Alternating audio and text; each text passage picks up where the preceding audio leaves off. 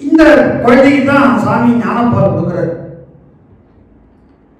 அது மறுவீடும் உயர்ஞானம் இரண்டாம் மாறா மலமகல் அகலாத மண்ணு போத திருவரு ஒன்று ஒன்று அதனை தெளிய ஓடும் சிவாகமம் என்று உலகறிய செப்பும் நூலே என்று சிவபிரகாசம் நூல் சொல்லுது.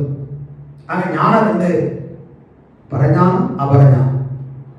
அபரஞானம் என்பது நூலால் வரும், பரஞானம் என்பது இறைவன் காலால் வரும். அந்த ஆசிரியர் செக்கிழார் சொல்லும்போது ஓமையிலா கலைஞானம் உணர்வதே மெய்ஞானம் என்று சொல்லுவோம். இந்த ரெண்டும் கலந்தது சம்பந்தருடைய பதிவு தெரிய வரும். இதை சொன்னவர் யார்? நந்தம் நாதனாம் நம்பியாண்டார் நம்பி.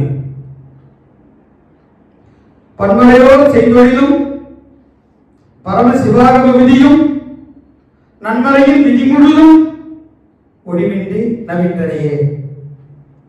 தமிழ் செய்வதற்கு கவலை இல்லை.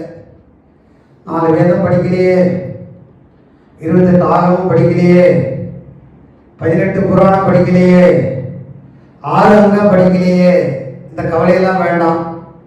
அத்தனையும் சம்பந்தர் வாக்கிலாளர். பன்முறையோ செய்தொழிலும் பரம சிவாகம விதி நன்மறையில் விதி முழுதும் ஒளிவின்றி. அங்க கூட எங்கேயாவது தான் இருக்கும், இங்க ஒளிவின்றி தேவாலயத்தில்